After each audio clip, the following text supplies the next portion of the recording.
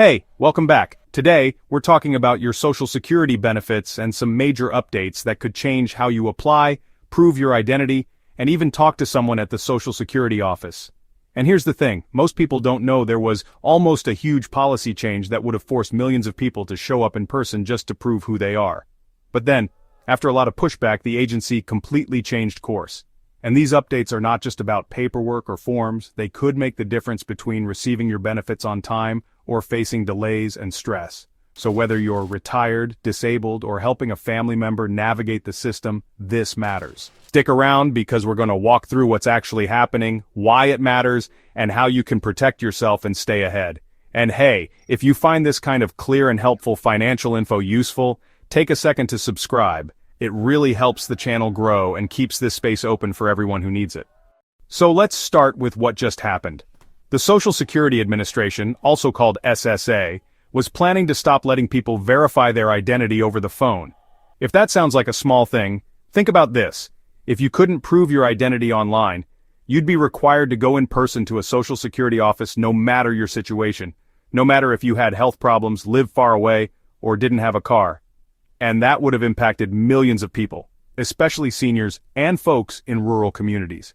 In fact, studies showed that more than 6 million older Americans live more than 46 miles round trip from the nearest field office.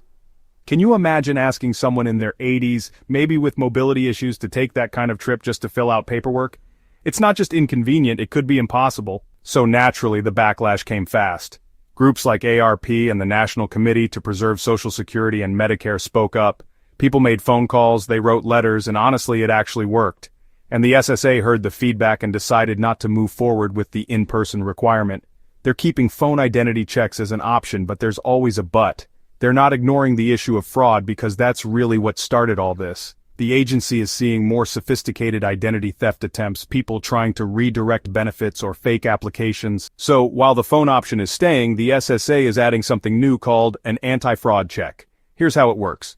If you file a claim by phone, whether for retirement, spousal, disability, or Medicare, the SSA will run a fraud check in the background. If your claim gets flagged, you'll be asked to come in person to prove your identity. Otherwise, your claim continues like normal. So the phone system stays in place, but it's now under more scrutiny. So you might be wondering, what does this mean for you? Well, first, if you're someone who prefers to use the phone or needs to use the phone to apply for benefits, you still can. That's huge. And honestly, it's a relief for a lot of people who either aren't comfortable online or just don't have easy access to the internet. But second, it means there's a new layer of security, which is good in the big picture. But it also means that your claim could face extra steps. And that's why it's important to keep your information accurate, up-to-date, and secure. Even small mistakes can raise red flags. Also, if you've never applied for benefits before, now's a good time to think about how you'll do it when the time comes. Do you want to go in person, apply online, or use the phone? Each option has pros and cons, and it's worth figuring that out before you're in a time crunch. Just pausing for a moment to share something important with you. Medicare can be confusing, and we spend a lot of time looking for a partner we could genuinely trust. We've partnered with Chapter, a service we trust to give clear, honest help when it comes to Medicare. Chapter connects you with a licensed advisor who takes the time to understand your needs, whether it's your doctors, your prescriptions, or just making sure your plan fits your lifestyle. They'll walk you through all the Medicare plans available in your area and help you compare them side by side. It's completely free, and what really stood out to us is that once you're set up, that same advisor stays with you long-term, someone you can call directly anytime you have a question, need help with a claim, or want to make a change down the line. If you'd like to speak with someone today, call 615-639-1937 or visit askchapter.org/money. All right, let's keep going. And next, let's talk about the tech side, because a lot of these changes tie into the larger trend of trying to modernize how people interact with government services. The SSA wants more people to use online tools, but those systems aren't always easy to use, especially for older adults. Online identity checks usually involve uploading documents, confirming a phone number, or setting up multi-factor authentication. That's fine for some people, but not everyone. And if you've ever tried to navigate those systems while your computer's acting up or your phone keeps freezing, you know how frustrating it can be. Besides, not all older Americans are comfortable using smartphones or scanning documents. Some folks don't even have reliable internet, And when those barriers pile up, it makes a supposedly convenient process feel like a maze. So, keeping the phone option available is really about fairness. You see, there's this ongoing tension between making the system secure and making it accessible. And that's where a lot of the disagreement is coming from. The Department of Government Efficiency, or DOGE, which was set up during President Trump's administration, has been pushing for tighter fraud controls across different agencies. Elon Musk even helped shape some of the modernization plans. Now, some people think that's a good thing, that the government should work more like a business and run efficiently, but others argue that it can lead to policies that are out of touch with how people actually live. The original phone ban was a good example. On paper, it may have seemed smart, but in real life it would have created a lot of problems. So then how do we move forward? How can SSA continue to protect people's information without creating more hoops to jump through? One step is transparency. The agency has promised to be more open about what triggers these fraud checks. They haven't released all the details, probably to avoid tipping off scammers, but they've said they'll work with advocates and Congress to fine-tune the system. Another step is staffing. Field offices are still short-staffed and wait times on the 800 number are long. The SSA is dealing with budget cuts, some of them tied to broader federal policies, and that puts pressure on the entire system. So even though the phone option is available, the infrastructure needs real investment to keep up. Speaking of which, I know a lot of you have shared your frustrations with trying to get through on the SSA phone line.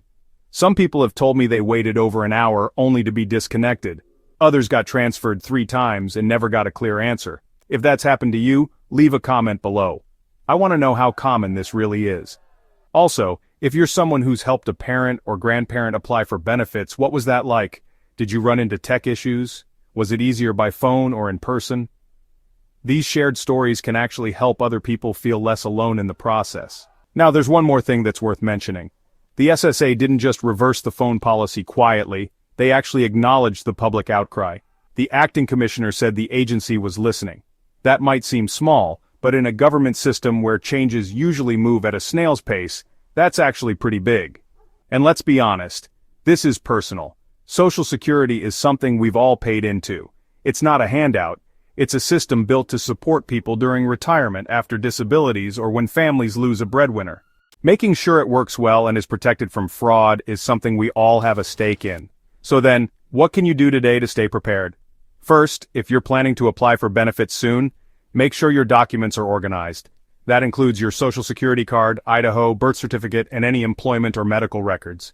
Having everything ready helps smooth out the process whether you apply by phone, online, or in person. Second, be extra cautious with your personal info. Don't give your Social Security number out unless it's absolutely necessary. And keep an eye on your mail and email for any notices from SSA. If something doesn't look right, call them.